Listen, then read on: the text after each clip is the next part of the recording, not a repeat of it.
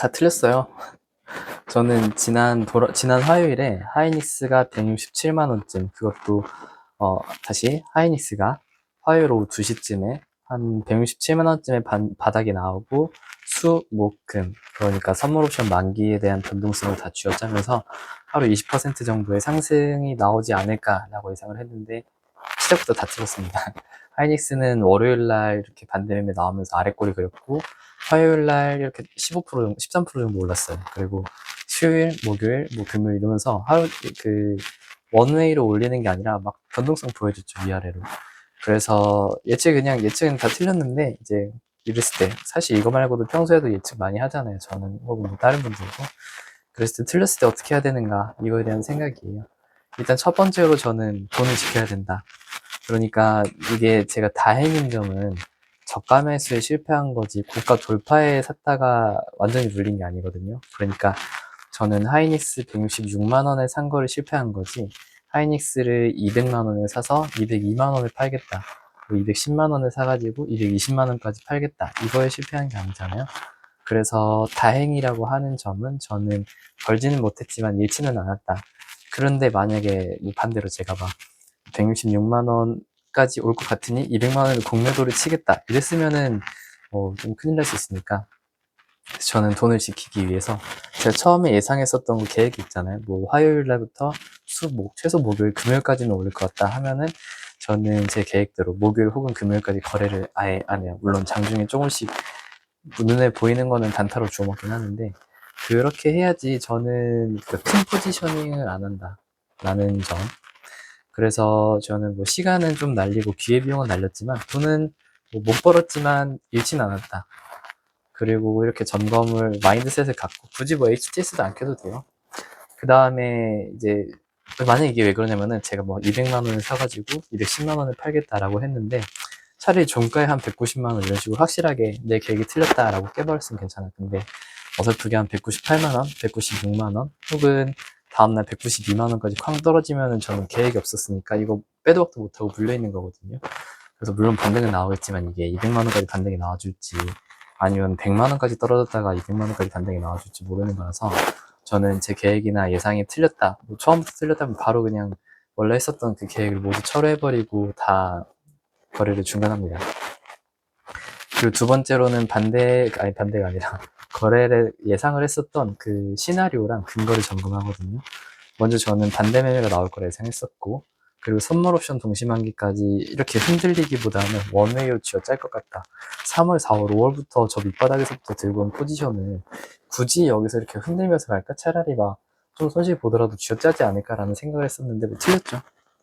그리고 뭐 최소한 목요일 종가까지 올릴 거라 했는데 이거는 뭐 이미 지나간 거니까.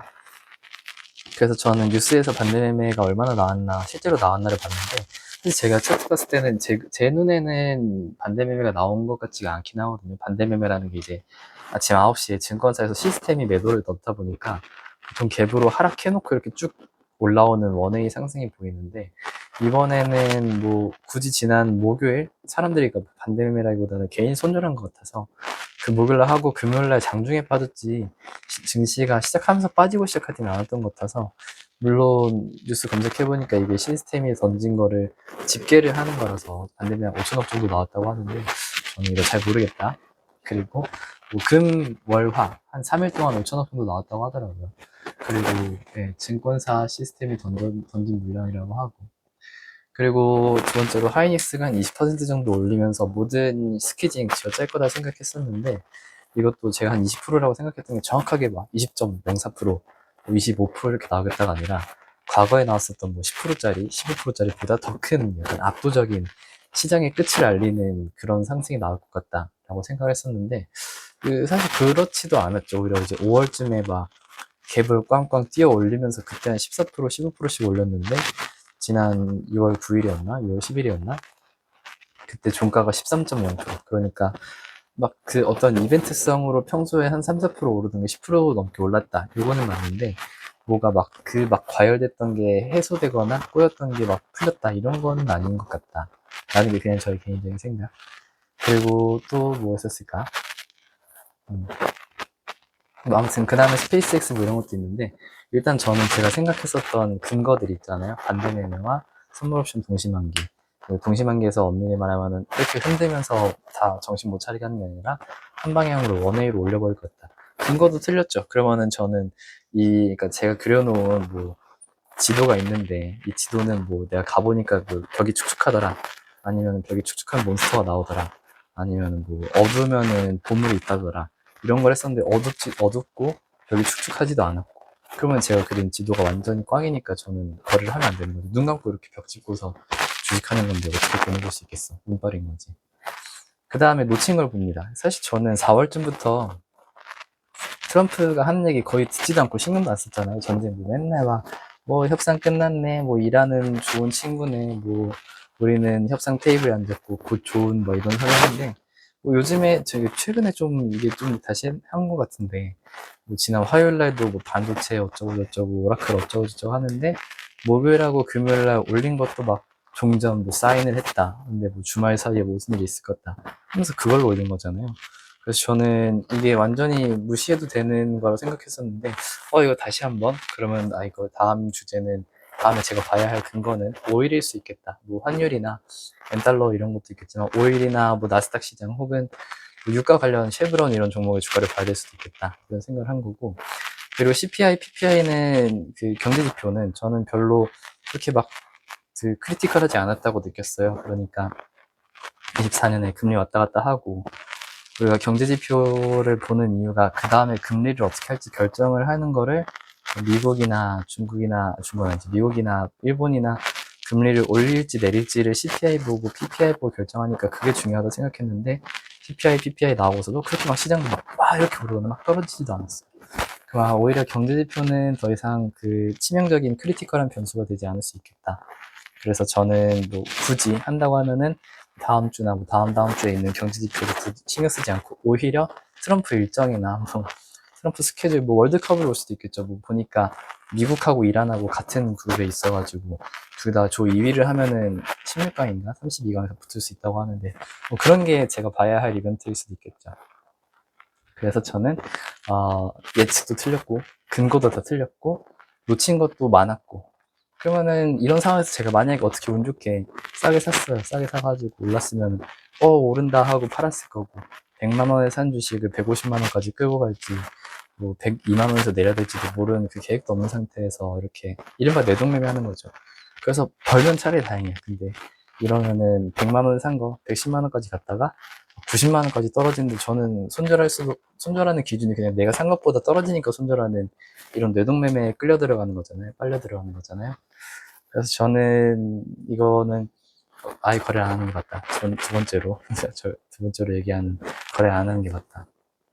그 다음에 스페이스X도 잘 모르겠어요. 저는 스페이스X랑 뭐 국내 시장에서는 무신사 이런 것처럼 대형 IPO가 수급을 다 빨아갈 거다 생각했었는데, 사실 막상 보니까 금요일날 스페이스X 무슨 뭐 미래에셋증권도 못 받았다고 하고, 그거 기관들이 ETF나 아니면 뭐 지수 추종이나 인덱스 하는 애들이 이걸 못 사가지고 일단 비싸게 상장하자마자 샀다라는 거 보면, 이것도 약간 수급을 빨아들이는 그런 거는 과연 맞나?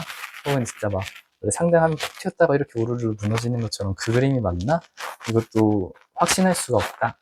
그래서 뭐 저는 이제 다시 한번 안개 속, 뭐 다 안개 속인데 못 벌었지만 지켰다. 그리고 이제 이 상황에서 다음으로는 저는 계획을 다시 세워가야 되죠.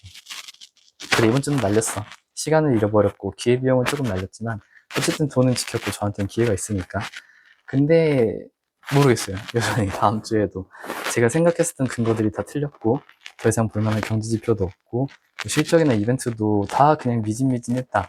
오히려 트럼프가 한 마디 하는 거에 따라서 달려있다라고 하면은 저는 이거 약간 홀짝 같은데, 사실 전 동전 던지기 같은 50% 확률이면은 생각보다 꽤 잘 맞는다라고 생각을 하긴 하는데, 그래도 이제 특히 이제 선물 옵션 하는 입장에서는 궤도로 뜨고 내리잖아요.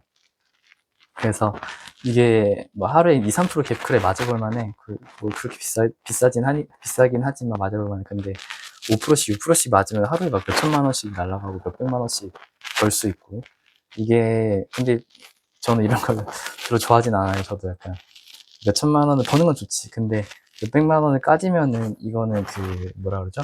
제가 계약 수가 더 줄어들 수도 있고, 이게 뭐가 물려 있으면은 제 일반적인 혹은 시나리오를 생각하는 게 잘 안 돼서, 저는 갭이나 현물이면 괜찮아. 사이즈가 레버리지가 작으면 그냥 손절하고 치면 되니까. 그래서 저는 다음 주에 물론 원래대로라면 계획을 세웠겠죠. 무슨 금요일날 아니 금요일날 선물 옵션 만기가 있고, 뭐 화요일날 BOJ가 있고, 뭐 이렇게 막 뭐 이 차트가 어떻게 생겼고 해가지고 계획을 세워놨겠지만, 그 저는 이제 저 스스로에 대한 이 근거가 점점 약해진다라고 생각하면은, 그렇잖아요. 야, 너 도박판에서 하다가 마음은 너 어디가 다시 와서 돈 걸고 가 할 수 있겠지만, 주식은 꼭 맨날 하고 맨날 10만 원씩 벌고 있고 해야 될 의무가 없는 거잖아요. 그래서 저는 일주일 또 놀지 않을까.